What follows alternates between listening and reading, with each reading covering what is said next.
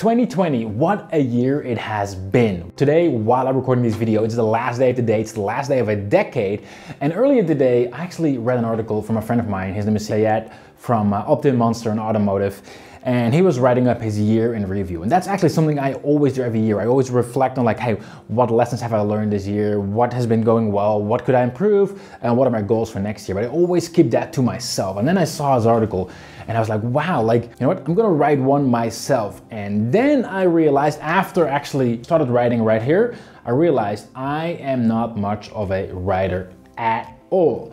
So that's why I'm recording this video, to share my lessons of 2020. First, I'll do a quick recap of what happened this year. So if you just want to dive straight into my 9 lessons, then I'm going to share with you, feel free to skip the first couple of minutes. But obviously, it's been a year that's been interesting, both personally and business-wise as well. Personally, like, I'm someone who loves to travel, right? Like, you see a picture here from Australia where I've been there 3, 4, 5 times now.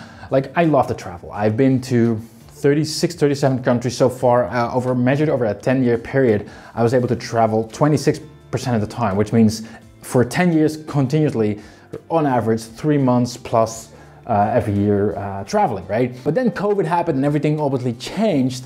So I was actually fortunate and blessed that early in this year, February, I was able to travel to the US to a mastermind for my coach, Dan Martel, who helps me to build a better business and help our customers in a better way, right? So fast forward, like, COVID happened, travel stopped, but then the best thing ever happened, personally, again, this is still personal, because I got a little Fleur. We got ourselves a family. We got a little daughter in April, end of April, on King's Day here in the Netherlands, and it's been awesome. It's been so much fun. Because of that, we really haven't been as affected by COVID like many others, because all our attention went into the little one, to seeing her grow and making her happy and smile, and it's been super, super fun. Now, on to business, right? What's been happening on the business side? Well, obviously, there's been a lot. I run 2 businesses, UpViral and Connectio. UpViral is a platform to help you grow your audience using referral marketing by running sweepstakes or contests or giveaways.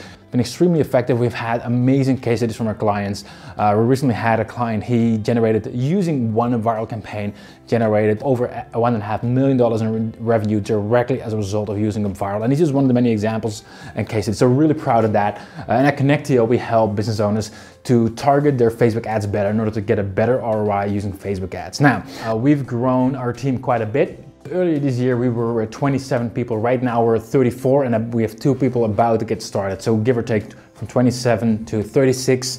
We more than doubled the amount of people in 2 years' time, which is something that I'm really, really proud of. Anyway, enough about what happened. Let's dive into the actual lessons. What are some of the key insights I learned this year while growing my businesses? The first thing that I found is really important is to keep feeding your mind with positive impulse. Every day, every single moment, right? As you know, like, COVID happened, a lot of my daily routines that I used to have, they were suddenly like gone, right? Because usually I had a lot of reading time, did a lot of exercise, played squash and all that, gone because they closed down. And because all that suddenly was gone, and I just kept on working, right? Like, outside of work, I was playing with Fleur. My mind is not as switched on as it normally is. I was getting more stressed, I was getting less inspiration, I was feeling more burned out, and I'm like, what's going on here? And then I realized that I hadn't actually been actively feeding my mind with positive impulse, right? Now, what's a positive impulse?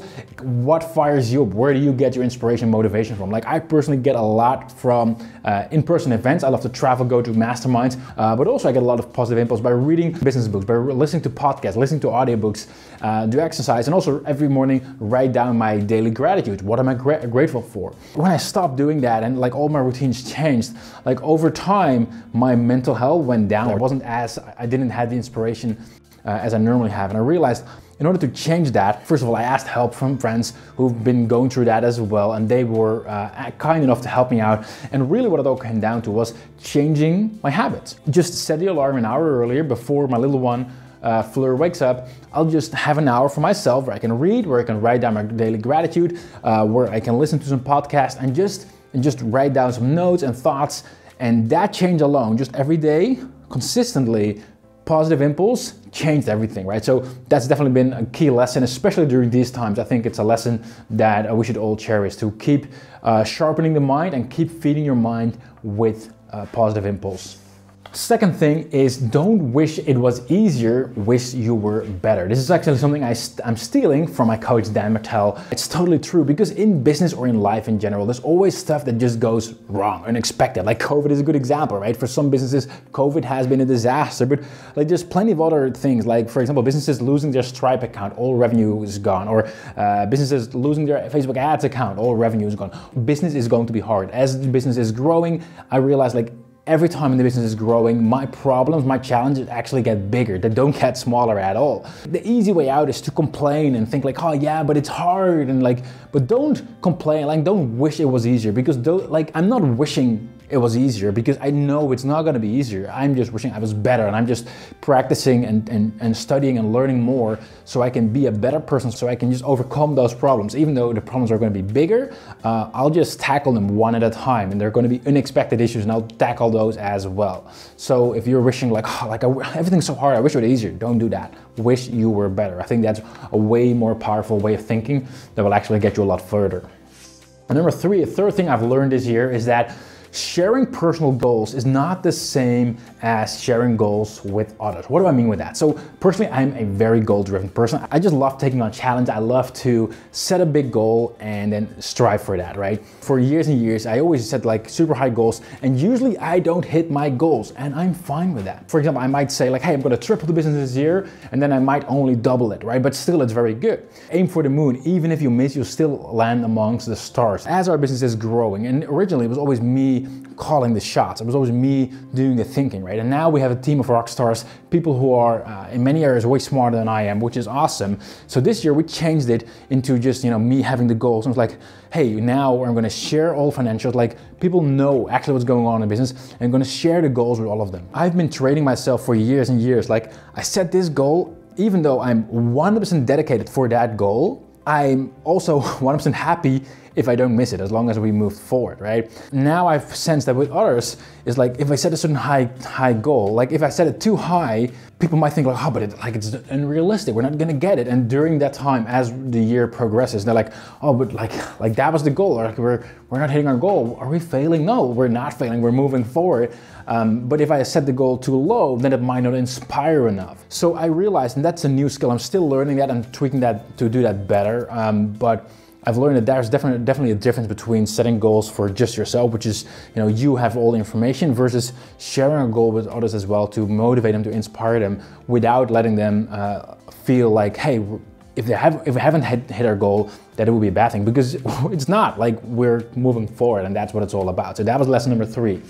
And number 4 is that details matter a lot. Like every starting entrepreneur has like spend time on their logo. Your logo does not matter, right? A lot of the details don't matter, but at the same time, details do matter, right? It's that final 5% of effort that you can put in that will make all the difference. Like if you can do something good, but if you can add a final 5% in, it just makes all the difference, right? A good example is, let's say you create a funnel and you're planning to drive paid traffic into it. It means that like it has to convert really well in order to be able to afford paid ads, right? If you do a good funnel, which is like with good landing page, a good opt-in, like everything is good, right? But you're missing that final 5%, the last final tweaks that will just make it convert so much better. Those details are crucial. Sometimes there's small details that will make, like people will see, and it changes their whole perspective of what they're seeing, right? I don't have a practical good example right now, but details do matter. So even though it's good to don't go crazy on time spending on all of those details, simple small details do really matter. And number 5, simplicity is key. I can't stress this enough. It's so tempting to add all kinds of complexity and funkiness and cool things into your business, or into your funnels, or into your website. It doesn't matter what it is. But every time when I simplify my business, it grows.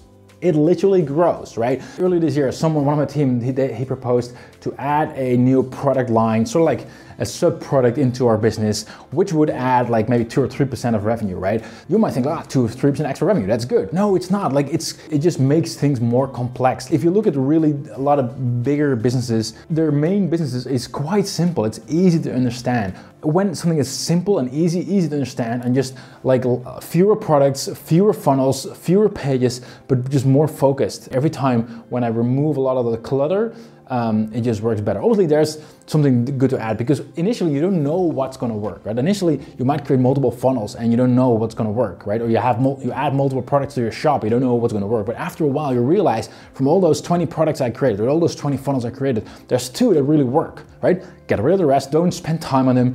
Just focus on those 2. Again, go back to simplicity. So there's time in business and times in your life where you just want to try new things, but there are also moments where you just create everything that's not working back. Just go for simplicity and make that work really, really well. And number 6, whenever there's change, there is opportunity. Let me repeat that. Whenever there is change, there is opportunity. Well, has there been some change this year? Duh. So this year, there's been a massive change, and that, like, I truly believe that what we're currently into, with all respect to businesses that have been affected, with all respect for lives that have been affected due to COVID, but the time we're currently in, it is also our opportunity of a lifetime. Like, I don't believe we're ever gonna get an opportunity as big as this. That just doesn't go for COVID. But whenever something happens, changes in your business, outside your business, there is opportunity. I'll give you a good example. Earlier this year, one of our ad accounts got disabled, right? That's a change, something terrible, that's annoying, right? I could do 2 things. I could just cry in a corner, or I could just try to fix it, or I can even go for a third option actually. What we did is after the ad account got disabled, I decided, like, I'm gonna take full control. I'm gonna take full ownership, and I'm gonna learn everything there is to know about Facebook ads. I'm gonna reach out to people who've been through this. I actually got in touch with someone from the inside of Facebook to study and learn how it's actually working, what I can do to get it back. And I've learned everything that you can do to get your account back or to prevent it being disabled. I learned, I studied, I practiced, I asked people for advice so I could get my account back, right? But then I realized, like, wait a second, if I went through all this trouble to actually do that, I should help others as well, right? Like, this is actually really good information to others as well. So within a week, we then opened up a program for our clients as a paid course to get all this information as well. And since that time, we've helped tons of people get their ad account back, generated multi 6 figures in the revenue just for that course alone. All because my own ad account got disabled. So whenever there's a change inside your business, outside your business, look at the opportunity. And this could be major, could be really big for like COVID, like big things, like, right? Like, what's the opportunity? Could be medium, like, inside your business, ad account got disabled, or even like small stuff. Like, personally, I'm a nerd, I'm a geek, and I bought myself a drone. Been waiting for weeks on the delivery. Finally, after a couple of weeks, it got in, it got here. Like a little boy, I'm like, oh, I'm gonna play with my new drone, right? Guess what? First, or actually the second time I went flying, I crashed it into a wall, like completely broken. What? That's not good. How can we change that around and use it in our advantage? So I figured, you know what? I'm gonna use that footage in a Facebook ad. Let's make use of that. Let's see the opportunity in whatever is happening. So make sure you keep your eyes open to all those opportunities. And then number 7 is do more by doing less. Something I've learned in our business over the last year is that sometimes we're so ambitious, and I'm ambitious as well. I set high goals, and because of that, we make a list. Oh, we need to do this, we need to do this. Before we know, we have a lot of things we want to do, and we do all of them, right? But the problem is, because we do all of them, it goes really slow. It's not as focused, like we try to do too much at the same time. So my lesson is to do more by doing less. So have fewer projects going on, have fewer ideas that we want to execute, but execute them really well and execute them really fast, because we don't have a lot of things going on. We can just, like, for a couple days, we can just spend on that. The course I just mentioned about getting your ad account back, protect your ad account, that was a good example of that. We just put everything to the side, and like for a full week, we just dedicated to that as a team. And within a week, we got it ready, instead of just having it as an ongoing project for like 2 months before it was finally live, because we had all these other things going on as well. So that's definitely been a good lesson for me to do more by doing less. And number 8 is about hiring people, right? I'm very glad to say that, like, we really have a team of rock stars now, right? Like, we really have a team of people who are really good at what they do. They're devoted, they're passionate. But even today, I sometimes make mistakes when I hire people. Like, I don't always make the right choice or make the right call, and sometimes, I regret it, right? And one of the things I learned this year, or remembered myself of this year, is that hiring for skills is not enough. What I mean with that is that obviously if you need someone, you need certain skills, right? You cannot go like hiring a developer and you just pick someone from the street and like, can you code? No, oh, don't worry, I'll teach you. That's not how it works. You need to have those skills, but those skills aren't enough. You need someone who's truly a fit to your team, who truly stands for the, believes in the values that you have, the core values as a company, and it has to be a match in terms of person. Like if someone's really, really skilled, but they're just not a match, or they're just not, like for example, like my highest priority, my highest, most important value is honesty. Like I want everyone to be completely honest. Like if someone isn't completely honest, like they're out. Like it's harsh, but that's the way it is, right? That's really been a lesson for me. Like don't just hire for skills.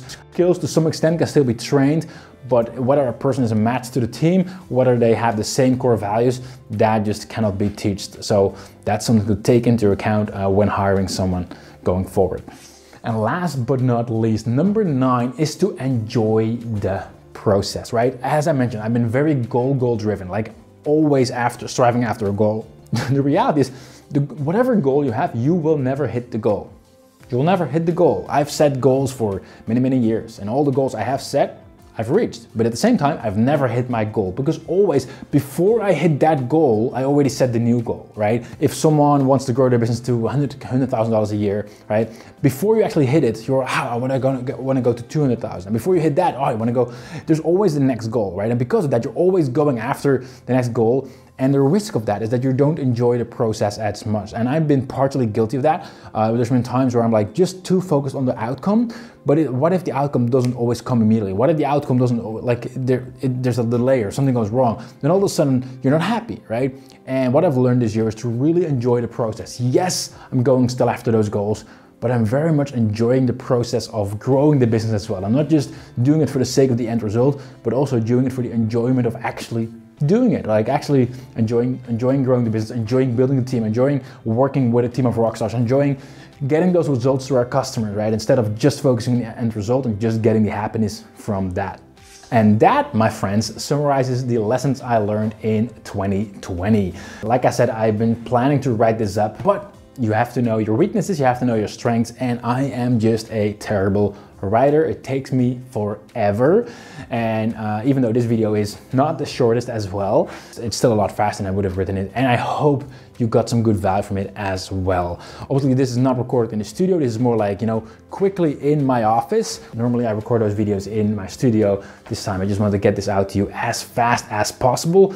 And last but not least, I just want to wish you all a extremely happy and fulfilled, and most importantly, healthy 2021. Let's make it an awesome year, and I will see you all soon. And by the way, drop a comment below if you've seen this. It would mean a lot to me. Thank you.